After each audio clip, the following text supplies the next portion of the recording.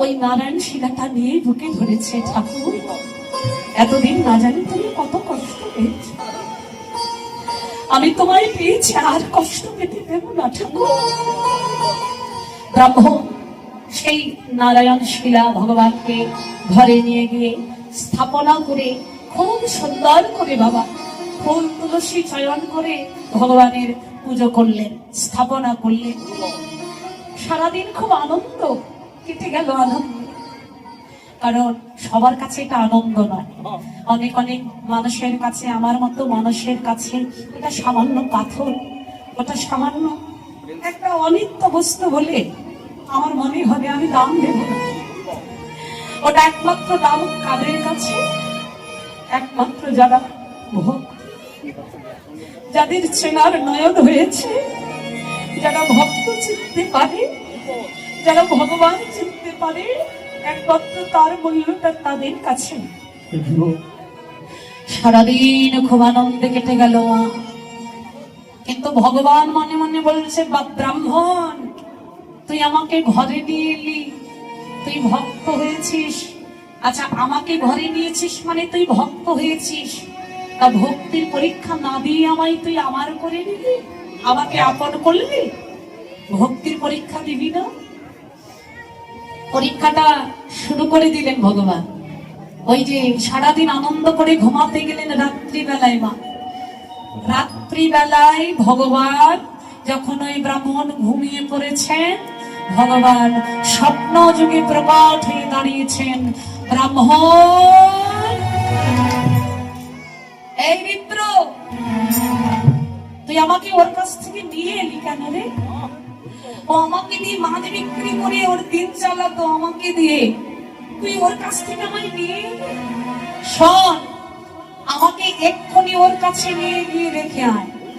যদি রেখে না আসিস, সকালবেলা উঠে দেখবি তোর জীবনের সর্বশ্রেষ্ঠ শখের একটা জিনিস হারাবে। সকাল হলো, ভগবান চলে গেলেন। সকালবেলা যেখানে নিত্য কর্ম ছিল, ব্রহ্ম মুহূর্তে উঠে স্নান ধ্যান করে প্রাতঃ কর্ম সমর্পণ করে পুষ্প চয়ন করে ঠাকুর ঘরে পূজা অর্চনা শুরু হয়। কিন্তু হঠাৎ করে সকালবেলা বিপ্র ঘুমের মধ্যে থেকে ক্রন্দন মানে কান্নার ধ্বনি শুনতে পাচ্ছে। কি হলো সকালবেলা? এত সকালে কান্নার ধ্বনি কেন? ব্রাহ্মণ ঘর থেকে বেরিয়ে তাড়াতাড়ি করে যেই না বেরিয়ে এসেছেন, দেখলেন তার ছেলের ঘরের বিছানার উপর মারা গেছে, মরে পড়ে আছে বিছানার উপর। পাশে তার স্ত্রী বসে কাঁদছে।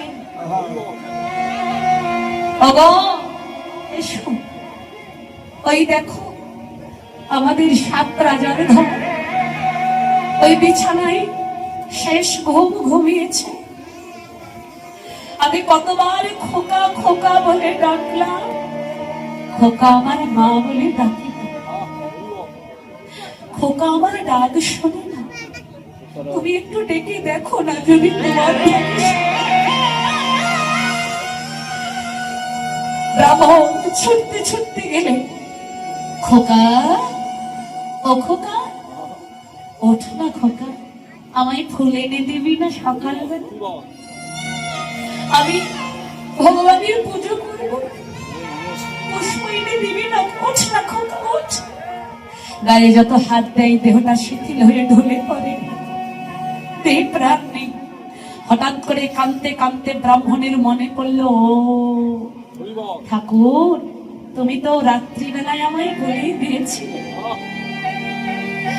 তোমাকে যদি আমি রেখে না আসি তুমি আমার প্রিয় জিনিসটা কেড়ে নেবে। ঠাকুর, এই জগতে আমার বলতে তো কিছু নেই, যা কিছু দিয়েছ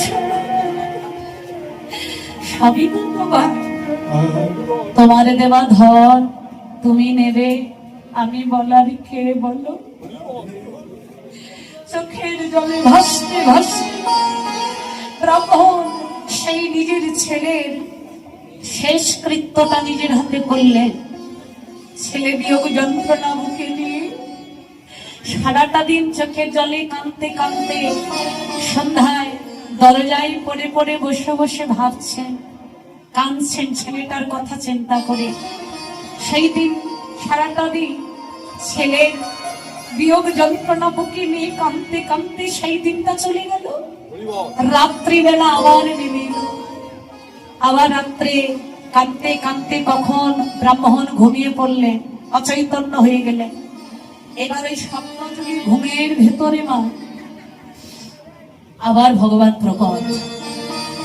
ব্রাহ্মণ, এখনো সময় আছে রে, এখনো বলছি তোকে যেখান থেকে আমাকে নিয়ে এসেছিস ওখানেই রেখে আয়, নইলে তোর সহধর্মিনীকেও জন্মের মতো কেড়ে নেব।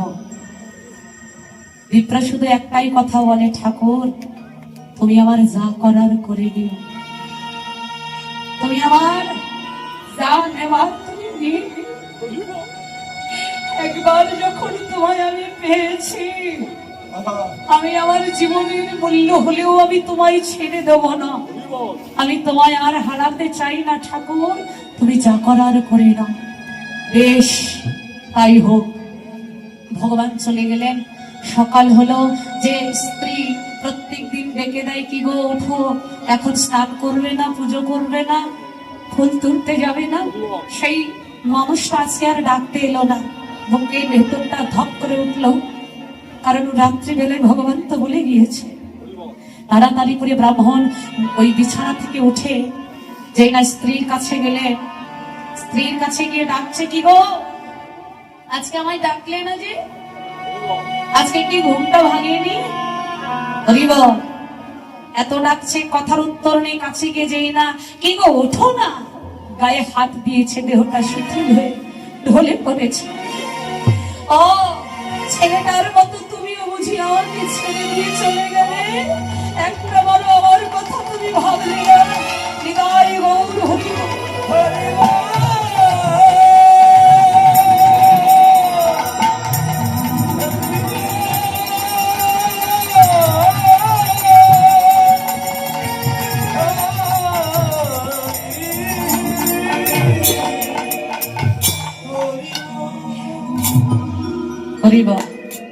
শক্ত হৃদয়টাকে শক্ত করছে ব্রাহ্মণ, কেননা এত তাড়াতাড়ি ভেঙে পড়লে চলবে না। আমি হারিয়েছি তো কি হয়েছে, আমার জীবনের সর্বশ্রেষ্ঠ সম্পদ আমি পেয়েছি, এগুলো তো একদিন আমি হারাতেই হতো, কিন্তু আমি তার বিনিময়ে আমার জীবনের সর্বশ্রেষ্ঠ সম্পদটা পেয়েছি, যেটা পাওয়ার জন্য কতজন ভক্তি পথে কেঁদে বেড়াচ্ছে। প্রভু তুমি শুধু আমার একটু ধৈর্য দিও, আর কিছু চাই না। সেই দিনটাও চলে গেল। মা স্ত্রী সৎকার্য করলেন। রাত্রিবেলায় কাঁদতে কাঁদতে স্ত্রী আর পুত্রীর বিয়োগে যন্ত্রণা নিয়ে কাঁদতে কাঁদতে আবার ঘুমিয়ে পড়লেন। ভগবান আবার এসেছেন। ভগবানের যা কাজ, ভক্তের পরীক্ষা যখন শুরু করে তখন আর কিছু রেখে পরীক্ষা করেন। কিরে এখনো আমায় রেখে আসবি না? এখনো যদি রেখে না আসিস, তোর আপনার বলতে তোর ওই পায়ের তলার মাটি, মানে তোর জায়গা জমি রাখবো না, সব কেড়ে নেবো। ভক্ত বলছে তাই হোক, তবুও তুমি আমার হয়ে থাকো। ঘুম থেকে উঠেই ব্রাহ্মণ চিৎকার শুনতে পাচ্ছেন। জায়গার মালিক এসে বলছেন, এই ব্রাহ্মণ জায়গাটা ছেড়ে দে, ওই বাসার নতুন ভাড়াটিয়া এনেছে, তুই ভাড়া ঠিক মতো দিস না, তাই ওই ভাড়াটিয়া তোল। ব্রাহ্মণ আর বেশি কথা বললেন না, কারণ ভগবান আগেই সেটা বলে দিয়েছে। ব্রাহ্মণ কাঁধে একটা ঝোলা দিয়ে এক কাপড়ে ওই ভগবানের শ্রী বিগ্রহ, মানে নারায়ণ শিলাটা, ওটা ঝোলার মধ্যে নিয়ে বলছে, আমার সব নেওয়া হয়ে গেছে, আমি আসি। দেখে বলছে, ঠাকুর তুমি আমার পায়ের তলার মাটি কেড়ে নিলে, কিন্তু তোমারই এত বড় পৃথিবীতে কি আমার কোথাও জায়গা হবে না ঠাকুর? হঠাৎ করে যেতে যেতে ব্রাহ্মণের মনে পড়লো, আমি কিছুকাল আগে এই রাজ্যের একজন মানে রাজার কাছে তার রাজমন্দিরে মন্দিরে সেবাইতের কাজ করতাম। আজকে যদি তার দরজায় যাই, আমাকে কি সে ফেরাবে? একটা লাগবে। এবার সেই ব্রাহ্মণ ঝোলাটা কাঁধে নিয়ে যাচ্ছে, রাজার রাজ দরবারে গিয়ে উপস্থিত হলেন। রাজা খুব খুশি, ভক্তদের দিকে দিন বাবা।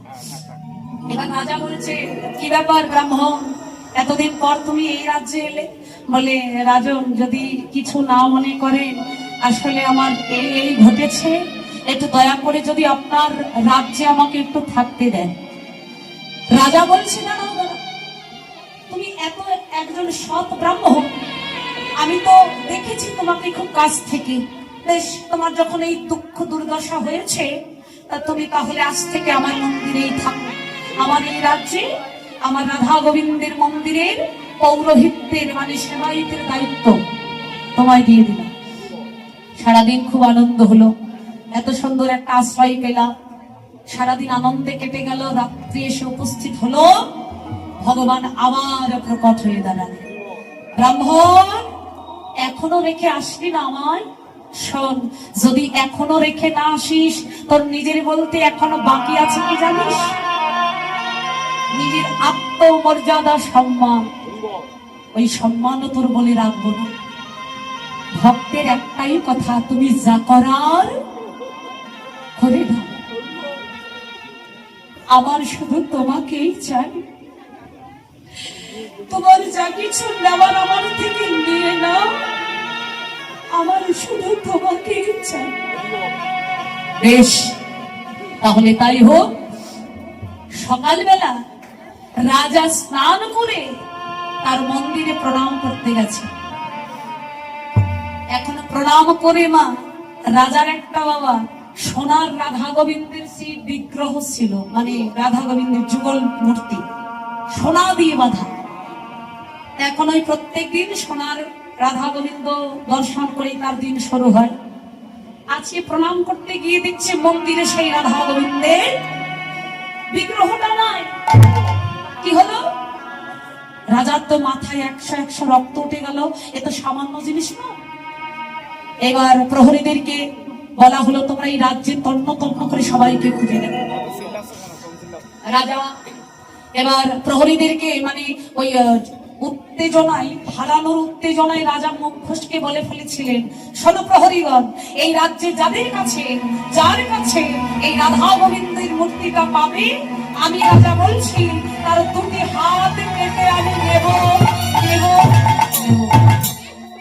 যার কাছে পাবো তার দুটো হাত কেটে নেব। সে যদি আমার স্ত্রীও হয়, আমার সন্তানও হয়, তবুও তার ক্ষমা নেই। কিন্তু কারোর কাছে পাওয়া গেল না, সবাইকে খোঁজা গেল। রাজা বলছে, দাঁড়াও, সবাইকে খুঁজেছ, একজনকে এখনো খোঁজা হয়নি। সে কে? আমার আশ্রিতা সেই ব্রাহ্মণ। ব্রাহ্মণ চিন্তা করছে, ঠাকুর, কাল রাত্রেই তো আমায় বলেছিলে আমার সম্মানটুকু রাখবে না। ব্রাহ্মণ চিন্তা করছে, তাহলে কি সোনার মূর্তি আমার ব্যাগে এলো, ঝোলায় এলো? ঝোলাটা খুলে দেখছি, ঝোলা যেই খুলে দেখছেন মা, ওখানে নারায়ণ শিলা ছাড়া আর কিচ্ছু নেই। ওখানে তার ওই নারায়ণ শিলা ছাড়া আর কিচ্ছু নেই। এখন ওই ব্রাহ্মণ চিন্তা করলেন, যাক বাবা, আমার ঝোলাই তো নেই, এইটুকু তো বাঁচা গেল। এবার রাজা উপদেশ করছে, প্রহরী, ওই ব্রাহ্মণের ঝোলাটা নিয়ে এসো। আর ওর কাছে ঝোলা ছাড়ার কিচ্ছু নেই। একজন প্রহরী নিয়ে, দেখুন চারদিকে সকল প্রজারা, রাজ্যের সবাই উপস্থিত, সবার সামনে। যেই না একজন প্রহরী ঝোলাটা ফাঁক করে দিয়েছে, রাধা গোবিন্দের যুগল মূর্তি চকচক করে ভেসে উঠেছে।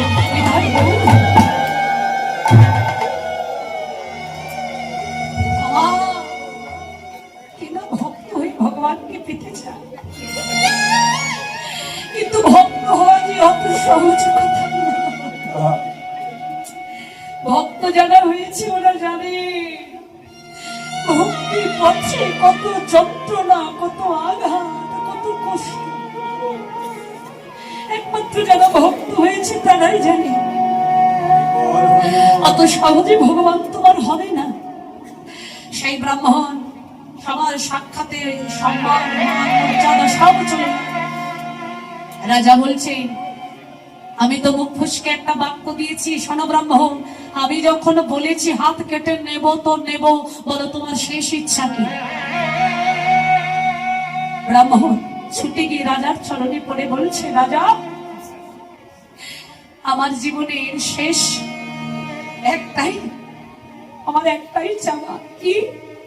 আমার হাতটা আপনি কেটে নেবেন তো, দুটো হাত কেটে নেবেন, আর কোনদিন আমার আমার ভগবানের চরণে ফুল তুলসী এই হস্তে চয়ন করে এনে আমার গোবিন্দ চরণে দেওয়ার ভাগ্য হবে।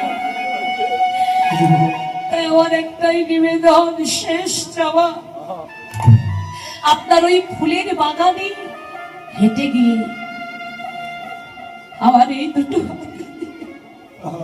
ওগো রাজা গো, আমি আর আপনার শ্রীচরণে কিছুই চাই না। আমার শেষবারের একটাই নিবেদন, আমি আমার এই হস্ত দিয়ে যেন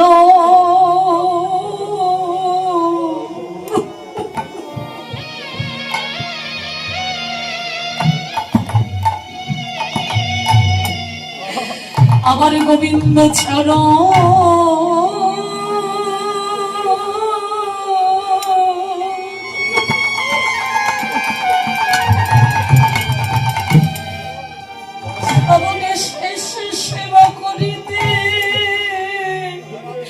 করিতে পারি।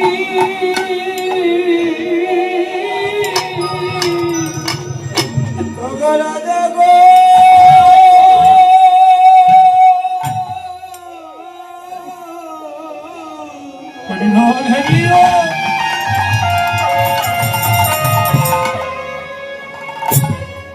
আমার এই হস্ত দিয়ে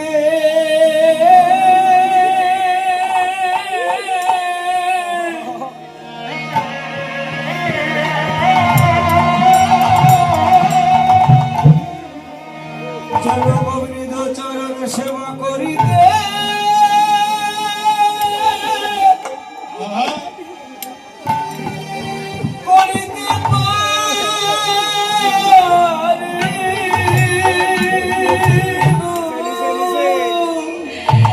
বলি আমার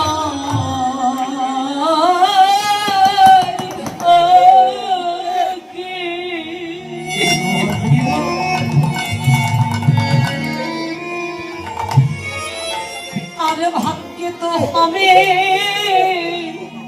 হবে না।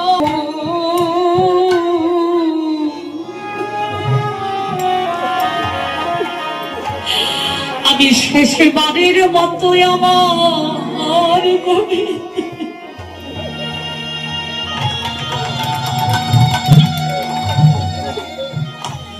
গোবিন্দের চরণ সেবা সেবা করিতে পারি।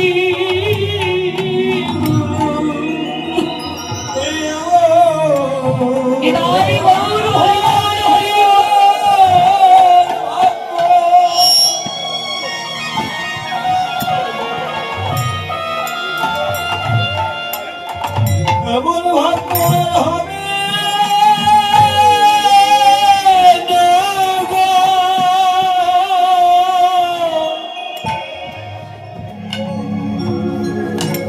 আমি গোবিন্দ সেবা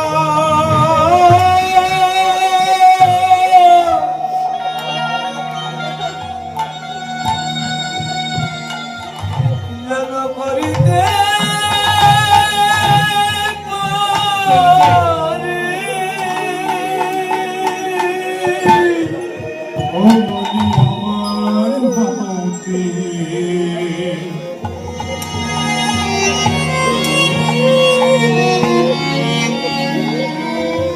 আমার ভাগ্যে হয় কি না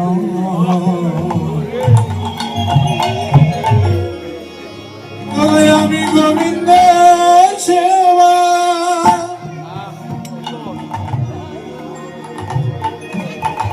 গোবিন্দ সেবা করিতে পারি।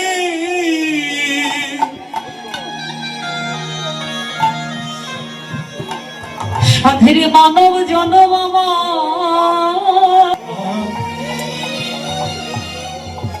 জনম আমার বৃথাই হলো,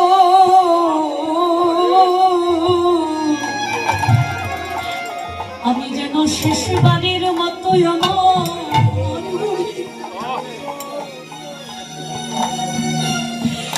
গোবিন্দ চরণে শিবা এবার করিতে পারি।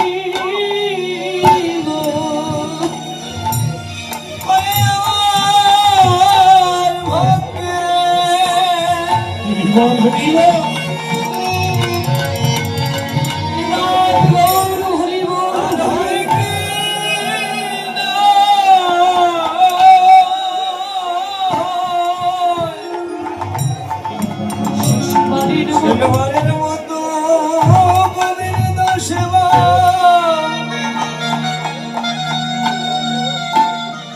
যেন করিতে পারি গো। হে রাজা, শেষবারের মতো আমার এই দুটি হাত দিয়ে নিজের হাতে